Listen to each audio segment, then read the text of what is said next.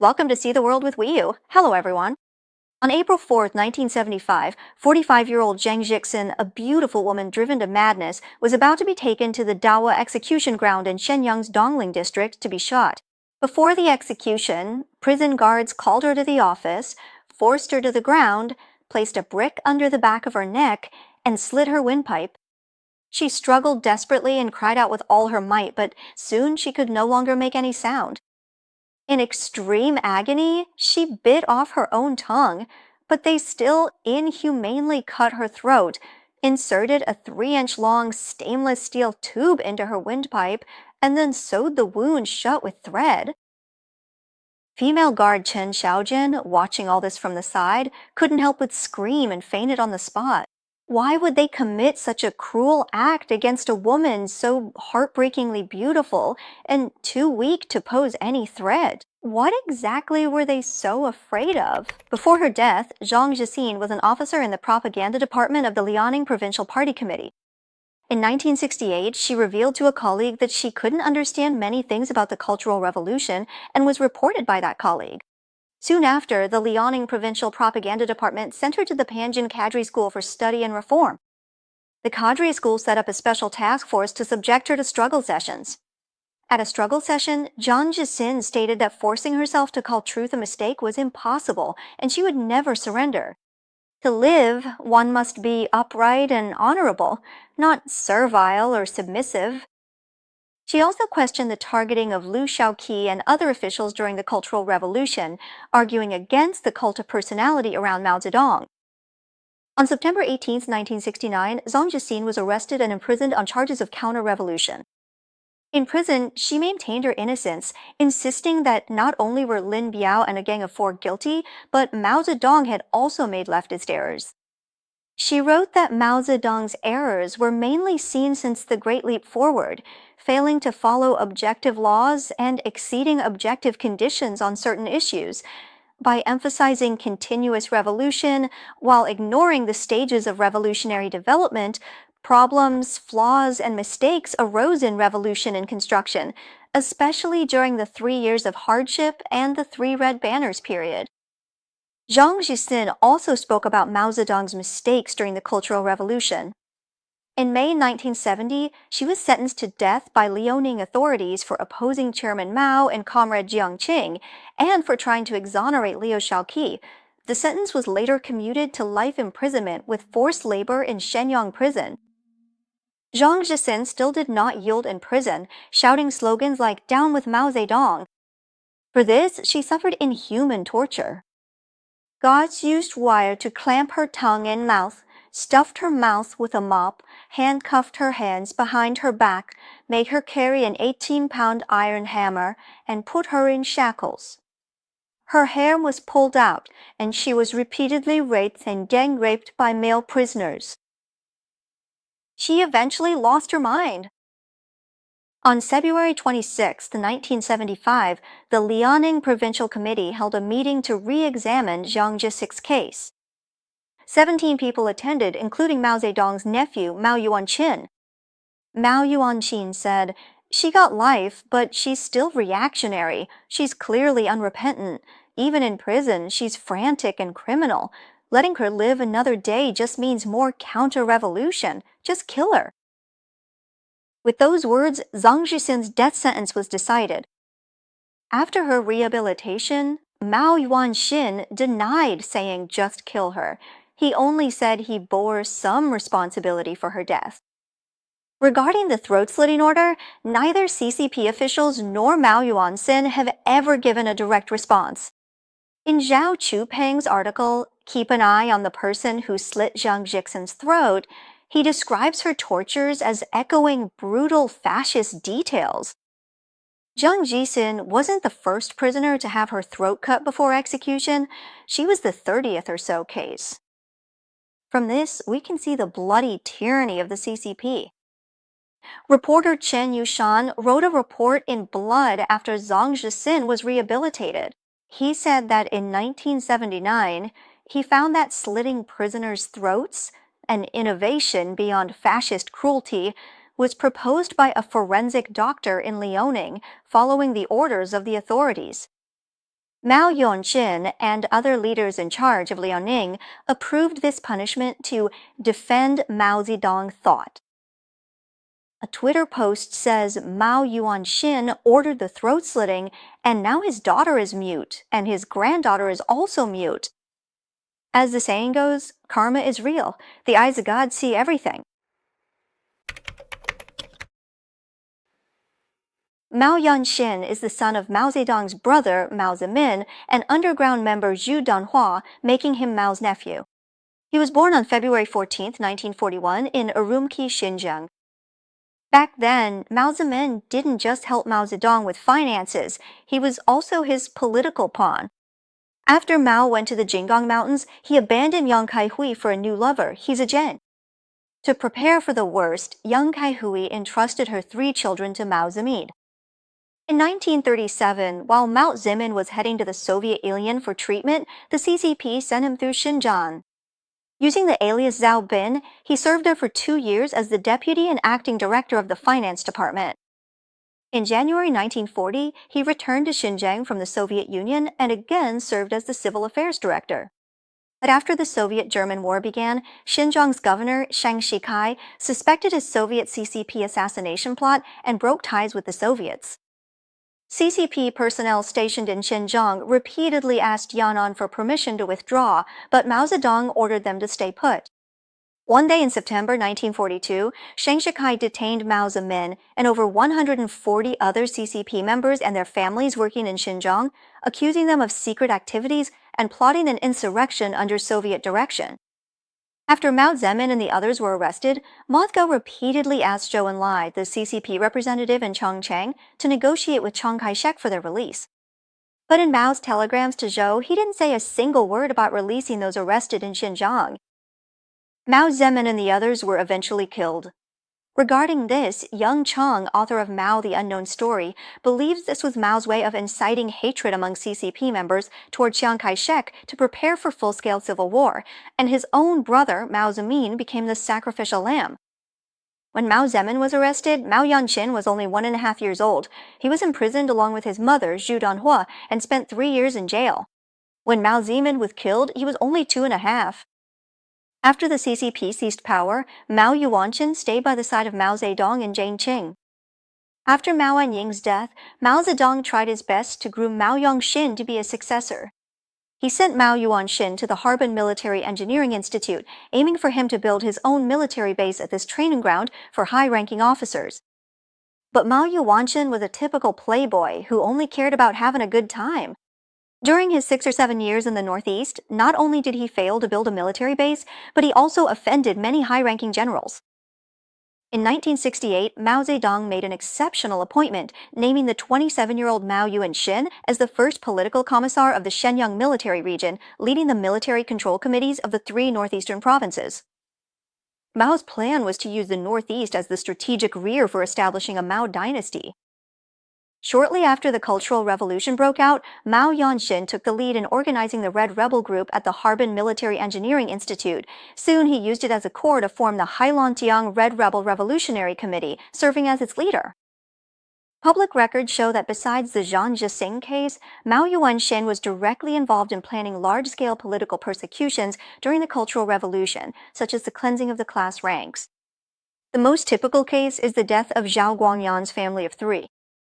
Zhao Guangyan was a PhD who studied in the US and worked at the Dalian Institute of Chemical Physics. He achieved great success in research on shale oil catalytic cracking and its nitrogen poisoning mechanism, as well as electronic acidic catalyst research, filling a gap in China's applied basic theory at the time. In October 1968, during the cleansing of the class ranks movement, Zhao Guangyan was detained by the Mao Zedong Thought Workers propaganda team. His property was confiscated, he was sent to a cowshed, and he endured endless interrogations and torture, forced to write 26 confession statements. But it wasn't over yet. On the night of December 10th, Zhao Guangyan was once again subjected to torture and interrogation. Early the next morning, when the propaganda team members shouted for the monsters and demons to get up, 48-year-old Zhao Guangyan had already committed suicide by taking sleeping pills. That afternoon, Zhao Guangyan's wife, Zhen Suhui, a Chinese-American, was undergoing labor reform at Yingshangzi Farm. She was taken to the Institute of Chemical Physics, informed of her husband Zhao Guangyan's death, in order to continue her confession. Zhen Suhui didn't cry. She just took one look at her husband's body and asked for 2 days off to go home and care for her child, whom she hadn't seen in days. Her request was granted, and she went home that same day. On October 14th, the mother and daughter were found dead in bed together, with the mother holding her daughter tightly. The workers' propaganda team reported the deaths of Zhao Guangyan's entire family within 3 days to their superiors as a glorious achievement. Soon, the death of Zhao Guangyan's family appeared prominently in the People's Daily as a typical case personally handled by Mao Yuanxin. In 1975, Mao Zedong personally appointed Mao Yuanxin as the liaison between himself and the Politburo of the CCP Central Committee. Mao Yuanxin became a special figure, second only to one person and above 10,000 others, often carrying a notebook of Chairman Mao's latest supreme instructions to issue them. 19 files kept by Mao's personal secretary, Zhang Yufeng, record Mao's conversations and instructions regarding personnel arrangements after his death since December 1975. The files show that Mao trusted no one. He was very worried that a coup would occur within a year of his death. On December 16, 1975, Mao said, "Within a year after I'm gone, the political situation will be turned upside down. I can already smell the gunpowder." There are only 3 outcomes: capitalist roaders return, right-wingers take over, or a military coup and civil war lasting 8 or 10 years without a result. Regarding the arrangement of successors, Mao Zedong left behind 3 dictated lists. The first list clearly named Zhang Cheng as party chairman, while the later 2 lists placed Mao Yuanxin first and Zhang Cheng third. Mao initially considered letting Zhang Cheng succeed him. In his later years, several speeches and documents stated that Zhang Cheng could take the lead, advising her to be the old lady and not the matchmaker. This meant he wanted Zhang Cheng to hold supreme power and rule from behind the scenes. During the trial of the Gang of Four in December 1980, Zhang Qing loudly announced in court that behind Mao Zedong's note to Hua Guofeng, "With you in charge, I am at ease," there were 6 more words: "If there's a problem, find Jiang Qing." But Jiang Qing was too ambitious. She wanted to be the Empress of the Red Capital and didn't even respect Mao. Mao then turned to grooming Mao Yuanxin as his successor, but felt that Mao Yuanxin was immature.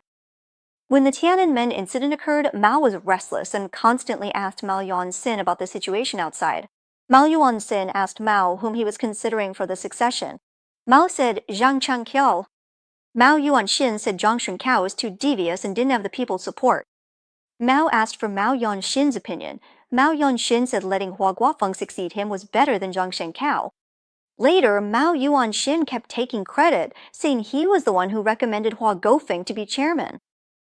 After the Tiananmen incident, Mao launched the campaign to criticize Deng and counter the right deviationist attempt to reverse verdicts, while also appointing Hua Guofeng as premier and vice chairman of the party. On June 7, 1976, Mao told Mao Yuanxin and Zhang Yufeng, "I don't have much time left. Regarding the Cultural Revolution, Jiang Qing, and the grievances of many officials, these 3 things will face a counterattack and settlement of accounts." The Qingming mourning for the premier was actually a criticism of Mao. The tyranny of the first emperor is Mao's tyranny. Criticism of Mao was everywhere. They even wanted to whip his corpse after death. Cremate it, leave no corpse behind. It's clear that Mao was also afraid his corpse would be whipped after he died, so he ordered his body to be cremated. On July 15, 1976, Mao summoned Mao Yuanxin, Hua Guofeng, Zheng Qing, Wang Dongxing, and Zhang Yufeng and proposed a list for the Politburo Standing Committee. The order of the list was Mao Yuanxin, Hua Guofeng, Zhang Qing, Chen Silian, Ji Dengqi, Wang Dongxing, and Zhang Yufeng. After hearing it, Zhang Cheng asked Mao Zedong to repeat it once more and asked, "What about Heng Wen and Chen Cao?" Mao Zedong immediately pointed at Jiang Qing and said, "You are so naive." He raised his hand and made a chopping motion to both sides, saying, "The old marshals Wang and Zhang are all out." Mao Zedong's final list, which excluded Wang Hengwen and Zheng Qinqiao from the Standing Committee, was clearly intended to break up the Gang of Four and weaken Jiang Qing's power. Mao was very clear about what would happen after a death. In Wang Dongkang's home, 3 files related to him were found hidden inside a picture frame containing a photo of him and Mao. One was Mao telling Mao Yuanxin and Zhang Yufeng, "The director's heart is not with the leader but on power and position." Back then, he opposed Liu Shaoqi and turned him out. "After I die, the director will cause trouble." In another, Mao said, "After I'm gone, someone will cause trouble. I have a Wei Yan-like steward by my side. He should not remain in the inner circle." Mao also said the director was very dangerous, opposing the return of old generals, and that Zhang Qing and Zhang Chengqiao had great ambitions and wanted military power. Even though he knew Wang Dongxing was dangerous and disloyal, Mao still put him on the list for the Politburo Standing Committee. Why was that? In the book Mao, The Unknown Story, Young Chang mentions that in his later years, Mao repeatedly told old military leaders like Ye Jianying the story of Zhou Bo stabilizing the Liu family's rule. After Liu Bang's death, military commander Zhou Bo and Chancellor Chen Ping conspired to eliminate Empress Liu's faction, which had seized power, restoring the Han dynasty to the Liu family. At the time, everyone knew that Jiang Qing compared herself to Empress Liu. The story Mao told gave them a message. You might as well get rid of Jiang Qing's faction like Zhou Bo and Chen Ping did, but wait until after I'm dead. Young Chang believed that in his final years, Mao only cared about avoiding trouble while alive and was indifferent to the chaos after his death. Mao didn't name a successor, left no will, and didn't give any final instructions to anyone. On September 9, 1976, 56 days after dictating the list of 7, Mao went to meet Marx. This list of 7 became a powerful catalyst for Hua Guofeng and Wang Dongxing to eliminate Mao Yuanxin and the Gang of Four. Mao Zedong's doctor, Li Zhisui, mentioned twice in his memoirs that 2 months before Mao's death, in July, Wang Dongxing revealed a plan to arrest Jiang Qing. Although Wang seemed indifferent to Zhang Qing on the surface and Hua Guofeng remained polite, I knew they could arrest Jiang Qing and the Gang of Four at any time. The day after Mao Zedong died, photographer Du Shuxian took a color photo at the request of Wang Dongxing. 8 people stood in a row hand in hand by the right side of Mao Zedong's body.